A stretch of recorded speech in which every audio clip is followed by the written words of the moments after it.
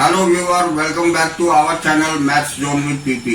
मैं संजीव कुमार आज आपको क्लास 12 की अर्थशास्त्र बुक 2 की चैप्टर 3 जो हमारी राष्ट्रीय आय तथा संबंधित समुच्चय है उसकी डिटेल जानकारी देता हूँ और उससे संबंधित जितने भी इम्पोर्टेंट पॉइंट्स होंगे उसकी भी जानकारी दूंगा। तो आइए स्टार्ट होते हैं अब। तो आज की चैप्टर 3 की हमारी नेक्स्ट टॉपिक जो है वो मौद्रिक जीडीपी का वास्तविक जीडीपी में परिवर्तन, जिसे हम conversion of nominal GDP into real GDP कहते हैं। तो आइए इसकी डिटेल जानकारी प्राप्त करते हैं। इसके अंतर्गत देखेंगे, यदि चालू कीमतों पर जीडीपी को चालू वर्ष के कीमत सूचकांक से भाग दिया जाए तथा आधार वर्ष के कीमत सूचकांक जो सदैव 100 होता है से गुना किया जाए तो हमें स्थिर कीमतों पर जीडीपी अथवा वास्तविक जीडीपी प्राप्त हो जाएगा।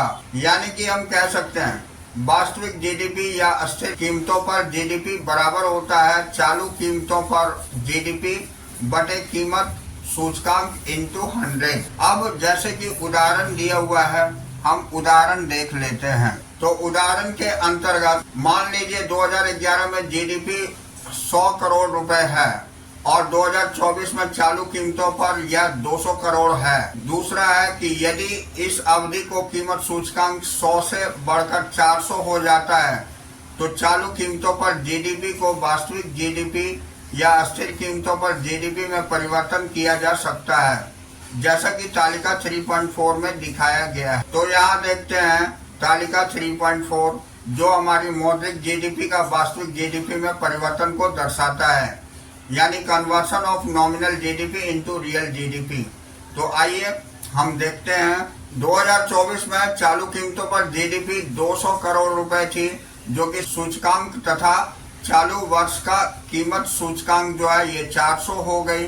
तो स्थिर कीमतों पर जीडीपी अथवा आधार वर्ष की कीमतें यानी कि रुपए में हम देखेंगे 200 बटे 400 गुने 100 कर देंगे तो यानी 50 करोड़ हो जाएगी। तो यहाँ यह ध्यान देने योग्य है कि सन 2024 में चालू कीमतों पर जीडीपी 2011 के जीडीपी की तुलना में दोगुना हो गया है, परंतु स्थिर कीमतों पर जीडीपी 2011 में 100 से कम होकर 2024 में केवल 50 रह गया है। तो इसका कारण यह है कि वर्ष 2024 में कीमत सूचकांक वर्ष 2011 के 100 की तुलना में बढ़कर 400 हो गया है। अब नेक्स्ट पॉइंट, यदि हमें वास्तविक जीडीपी तथा कीमत सूचकांक ज्ञात है तो हम निम्नलिखित सूत्र का प्रयोग करके मौद्रिक जीडीपी का भी अनुमान लगा सकते हैं। तो हमारी मौद्रिक जीडीपी बराबर होती है वास्तविक जीडीपी इंटू कीमत सूचकांक बटे 100।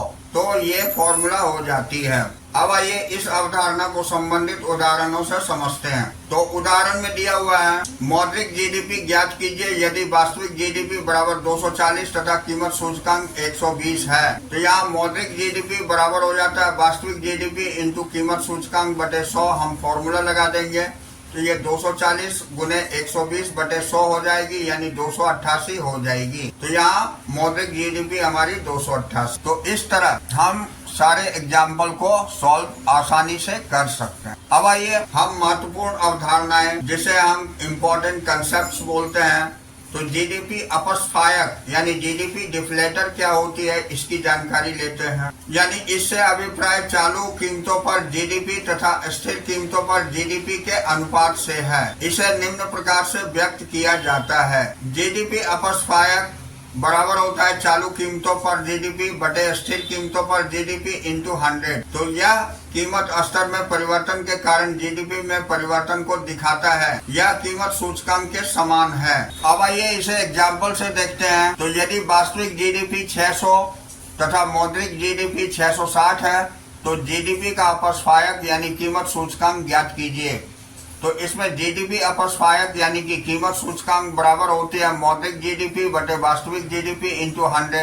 तो यहाँ 600 बटे 600 कर देंगे इंटू 100 तो ये 100 हो जाती। तो इसमें हम देखेंगे नोट के अंतर्गत जीडीपी अपस्फायक को उपभोक्ता कीमत सूचकांक यानी कंज्यूमर प्राइस इंडेक्स के साथ भ्रमित नहीं किया जाना चाहिए। भले ही इस दोनों कीमत स्तर में परिवर्तन को दर्शाते हैं इन दोनों में मूल अंतर यह है। पहला है जीडीपी अपस्मायक एक देश की घरेलू सीमा के अंदर उत्पादित सभी वस्तुओं तथा सेवाओं से संबंधित कीमत स्तर में परिवर्तन या कीमत सूचकांक में परिवर्तन को दर्शाता है। दूसरी है उपभोक्ता कीमत सूचकांक उपभोक्ता द्वारा खरीदी जाने वाली वस्तुओं की केवल एक विशिष्ट टोकरी से संबंधित कीमत स्तर में परिवर्तन या कीमत सूचकांक में परिवर्तन को दर्शाता है और इन वस्तुओं का उत्पादन घरेलू सीमा के अंदर या शेष विश्व में किया जा सकता है। तो यहाँ तक हम जानकारी लिए।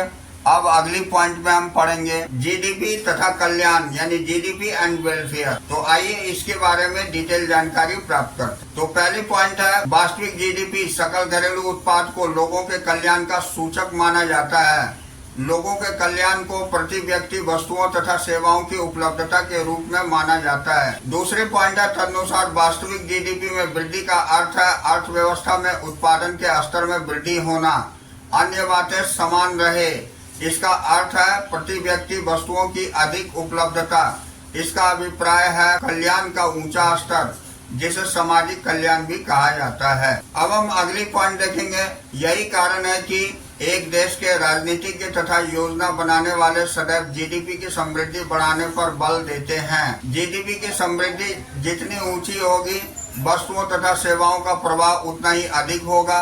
प्रति व्यक्ति वस्तुओं तथा सेवाओं की उपलब्धता उतनी ही अधिक होगी। अब हम अगली टॉपिक देखेंगे कल्याण के सूचकांक के रूप में जीडीपी की सीमाएं यानी limitations of GDP as an index of welfare. तो आइए इसकी डिटेल जानकारी प्राप्त करते हैं। तो किंतु जीडीपी तथा कल्याण से संबंधित सकारात्मक संबंध में कुछ सीमाएं पाई जाती है, अथवा हम कह सकते हैं कि सामाजिक कल्याण के सूचकांक के रूप में जीडीपी से संबंधित कुछ सीमाएं पाई जाती है। इनका वर्णन निम्नलिखित है। तो अब देखिए, पहला हम देखते हैं आय का वितरण, जिसे हम डिस्ट्रीब्यूशन ऑफ इनकम कहते हैं। तो इसमें हम फर्स्ट पॉइंट पढ़ेंगे, यदि आय का वितरण असमान होता है तो जीडीपी के वृद्धि के कारण सामाजिक कल्याण में वृद्धि नहीं होती। दूसरी पॉइंट है वर्तमान में भारत इस स्थिति से गुजर रहा है जबकि प्रति व्यक्ति जीडीपी में वृद्धि हो रही है, परंतु भूखमरी यानी स्टारवेशन डेथ शीर्षक समाज पत्रों में इससे पहले कभी नहीं छपे हैं। कारण इसका देखते हैं, आय के वितरण की असमानता बढ़ती जा रही है। अब नेक्स्ट पॉइंट देखते हैं जीडीपी की रचना, जिसे हम कंपोजिशन ऑफ जीडीपी कहते हैं। तो इसमें पहला पॉइंट है जीडीपी की रचना कल्याण अभिमुखी यानी वेलफेयर ओरिएंटेड नहीं हो सकती। उदाहरण के लिए हम देखते हैं सुरक्षा वस्तुओं के उत्पादन में वृद्धि के कारण जनसमूह के कल्याण में प्रत्यक्ष वृद्धि नहीं होती। नेक्स्ट, बेशक इन सच्चाई से इनकार नहीं किया जा सकता कि सशक्त सुरक्षा देश में शांतिपूर्ण परिस्थिति प्रस्तुत करती है, परंतु अर्थव्यवस्था में कल्याण के स्तर में यह अप्रत्यक्ष योगदान देती है। अब हम नेक्स्ट पॉइंट गैर मौद्रिक विनिमय यानी जिसे हम नॉन मॉनेटरी एक्सचेंजेस कहते हैं, तो इसकी जानकारी लेंगे। तो पहली पॉइंट है भारत जैसी अर्थव्यवस्थाओं में वस्तु विनिमय प्रणाली बार्टर सिस्टम पूरी तरह से समाप्त नहीं हुई है। दूसरी बात है ग्रामीण क्षेत्रों में अभी गैर मौद्रिक लेन देन होते हैं, जहां कृषि श्रम को भुगतान नगद दिए जाने की बजाय वस्तु में दिए जाते हैं, परंतु ऐसे लेन देन रिकॉर्ड में नहीं आते क्योंकि ये विनिमय की मौद्रिक प्रणाली से बाहर है। अब नेक्स्ट पॉइंट, इसके कारण जीडीपी का अल्प आकलन यानी अंडर एस्टिमेशन होता है। जिस सीमा पर जीडीपी का अल्प आकलन होता है या कल्याण का एक अनुचित सूचकांक होता है। अब हम अगली पॉइंट बाह्यताएं जिसे एक्सटर्नलिटीज बोलते हैं, तो इसकी जानकारी लेते हैं। तो बाह्यताओं से अभिप्राय किसी आर्थिक क्रिया से उन अच्छे और बुरे प्रभाव से है जो बिना कीमत दिए या बिना दंड के ही की जाती है। बाह्यताएं धनात्मक और ऋणात्मक होती है। अब नेक्स्ट है धनात्मक बाह्यताएं तब उदित होती है जब उदाहरण के लिए मिस्टर एक्स एक सुंदर बगीचा बनाते हैं तथा मिस्टर वाई मिस्टर एक्स के पड़ोसी के कल्याण में वृद्धि होती है, जबकि मिस्टर वाई इसके लिए कोई भी कीमत अदा नहीं करते हैं। अब हम यहाँ ऋणात्मक बाह्यताएं देखेंगे। तो आइए हम देखते हैं ऋणात्मक बाह्यताएं तब उदित होती है जब उदाहरण के लिए फैक्ट्रियों से निकलने वाले धुआं के कारण वायु प्रदूषित होता है, अथवा नदियों में फेंके जाने वाले औद्योगिक कचरे के कारण जल प्रदूषित होता है। पर्यावरण प्रदूषण सामाजिक कल्याण को क्षति पहुंचाता है, परंतु इसके लिए फर्म को दंडित नहीं किया जाता। अब नेक्स्ट पॉइंट, इसलिए जीडीपी के आकलन में सामाजिक कल्याण पर धनात्मक और ऋणात्मक प्रभाव प्रकट नहीं होता, अतः यह कल्याण का अनुचित सूचकांक है। तो अतः कल्याण के सूचकांक के रूप में जीडीपी की गंभीर सीमाएं हैं। ये सीमाएं कल्याण के सूचकांक के रूप में जीडीपी के महत्व को कम करती है। अब हम आगे देखेंगे, तो यहाँ हम देखते हैं क्या करें और क्या ना करें, यानी डूज एंड डोंट्स। तो देखिए पहली पॉइंट देख रहे हैं एक्स माइनस एम, यानी आयात निर्यात XM। आयात निर्यात पर विदेशों से प्राप्त शुद्ध कारक आय से एक घटक के रूप में विचार न करें। जो हम निर्यात करते हैं वह हमारे घरेलू उत्पाद का एक भाग है। घरेलू उत्पाद पर कुल व्यय के भाग के रूप में विचार करना चाहिए। यह कारक आय फैक्टर इनकम नहीं है। अब दूसरी है निर्यातों से प्राप्त प्राप्तियां उत्पादन की बिक्री से प्राप्त प्राप्तियां की भांति है। आयात केवल निर्यातों के विपरीत होते हैं। अब दूसरी पॉइंट, नेक्स्ट पॉइंट, कल्याण के सूचकांक के रूप में चालू कीमतों पर जीडीपी पर कभी भी विचार न करें, क्योंकि अर्थव्यवस्था में वस्तुओं तथा सेवाओं का उत्पादन स्थिर होने पर भी चालू कीमतों पर जीडीपी में वृद्धि हो सकती है। कीमतों में वृद्धि होने के कारण भी चालू कीमतों पर जीडीपी सरल रूप से बढ़ सकता है। लोगों का कल्याण केवल तभी होगा जब वस्तुओं तथा सेवाओं की उपलब्धता बढ़ेगी। अब हम यहाँ योग्यता खंड, जिसे हम एबिलिटी जोन बोलते हैं, इसकी डिटेल जानकारी प्राप्त करेंगे। तो इसमें पहली पॉइंट है एक देश के सामान्य निवासी, यानी normal residents of the country. तो आइए इसकी जानकारी लेते हैं। तो पहला पॉइंट है, यह जरूरी नहीं है कि एक देश के सामान्य निवासी उस देश के नागरिक भी हों। एक व्यक्ति एक देश का सामान्य निवासी हो सकता है जबकि वह किसी अन्य देश का नागरिक होता है। दूसरी पॉइंट है, एक देश के सामान्य निवासियों में इसको सम्मिलित किया जाता है। तो पहली पॉइंट देखिए, एक देश के नागरिक तथा संस्थाएं जो साधारणतया देश में निवास करते हैं और जिनकी आर्थिक रूप से केंद्र भी वही देश है।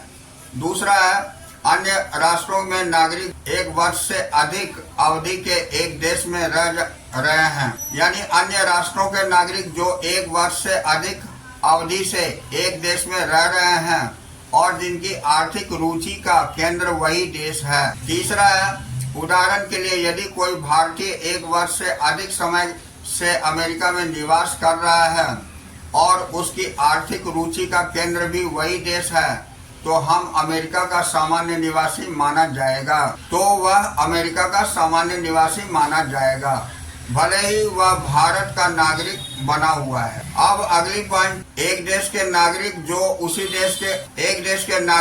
उसी देश के स्थिर अंतर्राष्ट्रीय संगठनों जैसे विश्व बैंक तथा अंतर्राष्ट्रीय मुद्रा कोष IMF तथा विदेशी दूतावासों में काम करते हैं। फिर उदाहरण के लिए नई दिल्ली में स्थित विश्व बैंक, वर्ल्ड बैंक के कार्यालय में काम करने वाला एक भारतीय भारत का सामान्य निवासी माना जाएगा। अब नेक्स्ट, एक देश के नागरिक जो विदेशों में रहते हैं परंतु एक वर्ष से अधिक अवधि के लिए नहीं तथा जिनकी आर्थिक रुचि का केंद्र उसका घरेलू देश है। अब हम अगली पॉइंट देखेंगे।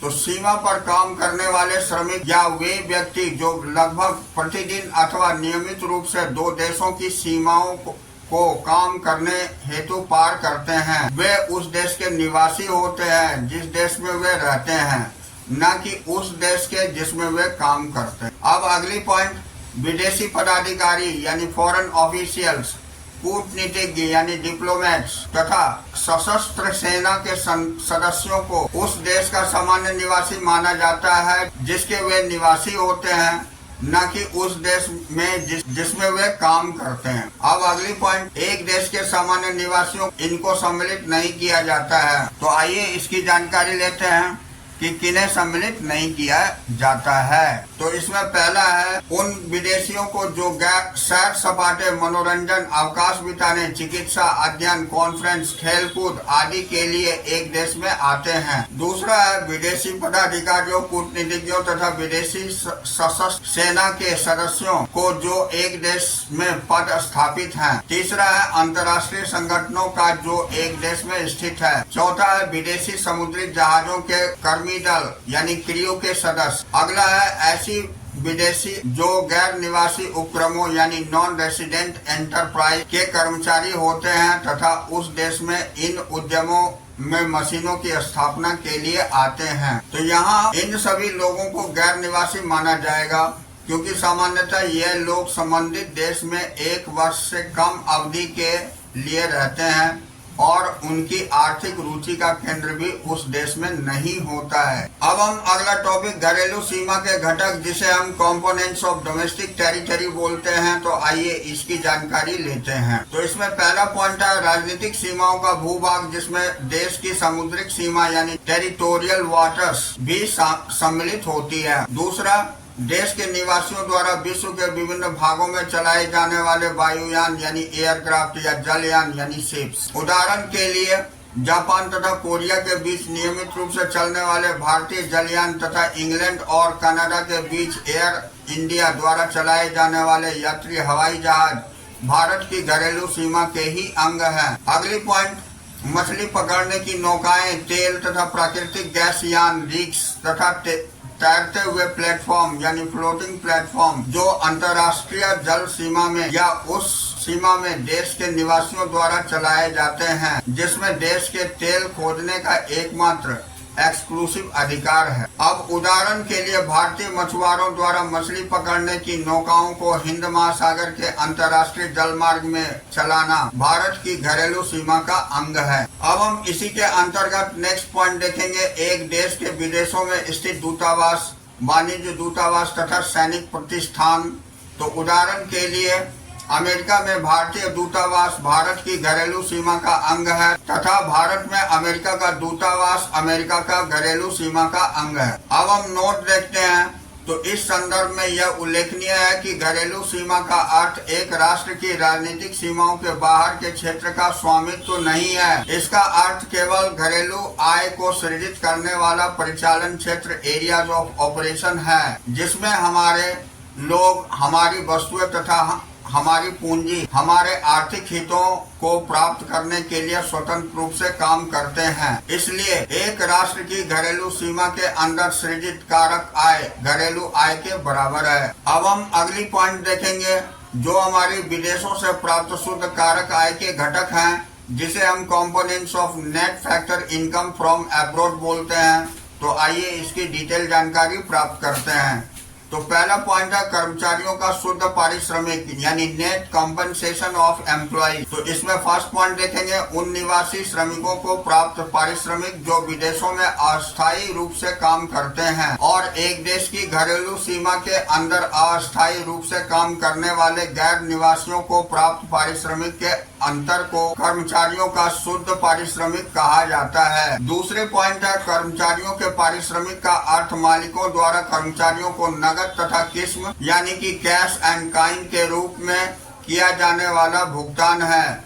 इसमें मालिकों द्वारा कर्मचारियों की भविष्य निधि यानी प्रोविडेंट फंड में किया गया अंशदान भी शामिल होता है। अब इसका अगली पॉइंट हम पढ़ेंगे जो कि हमारी संपत्ति तथा उद्यमशीलता से प्राप्त शुद्ध आय, जिसे हम विदेशों की निवासी कंपनियों की प्रतिधारित आय को छोड़कर, जिसे अंग्रेजी में हम कहते हैं net income from property and entrepreneurship other than retained earning of resident companies abroad. तो आइए इसकी डिटेल जानकारी लेते हैं। तो इसमें यह है कि यह एक देश के निवासी द्वारा लगान, ब्याज तथा लाभ के रूप में प्राप्त आय तथा शेष विश्व को किए गए ऐसे ही भुगतानों का अंतर है। अब अगली पॉइंट विदेशों में निवासी कंपनियों की शुद्ध प्रतिधारित आय यानी जिसे हम net retained earning of resident companies abroad कहते हैं। तो इसके बारे में जानकारी लेते हैं। तो यह विदेशों में स्थित निवासी कंपनियों की प्रतिधारित आय यानी रिटेन्ड अर्निंग्स तथा देश की घरेलू सीमा में स्थित विदेशी कंपनियों की प्रतिधारित आय का अंतर है। अब हम अगली पॉइंट पढ़ेंगे जीएनपी अपस्फायक का आकलन, जिसे हम एस्टिमेशन ऑफ जीएनपी डिफ्लेटर बोलते हैं। तो आइए इसकी जानकारी लेते हैं। तो यहाँ कल्पित तथ्यों का प्रयोग करके जीएनपी अपस्फायक का आकलन निम्नलिखित प्रकार से किया जा सकता है। जैसे कि हम यहाँ लिए हैं कमीजें, मान लीजिए चालू वर्ष में खरीदी गई मात्राएं 5 है और चालू वर्ष में कीमत इसकी 1400 रुपए है। मौद्रिक जीएनपी चालू वर्ष में 60,000 रुपए है, जबकि आधार वर्ष में ये आपको 200 रुपए थी और वास्तविक जीएनपी चालू वर्ष में ये आपको 3500 रुपए हो जाती है। जूते जो कि 3 मात्राएं ली जाती है, ये 3000 रुपए, ये टोटल हो जाती है 90,000 रुपए और इसकी आधार वर्ष में 1000 हो जाती है, टोटल ये 3000 हो। अब तीसरी मान लीजिए कि ईंटें है जो 8 है, इसकी 400 रुपए कीमत है और मौद्रिक जीएनपी 3200 रुपए है, तो यहाँ पर 200 रुपए आधार वर्ष में कीमत थी,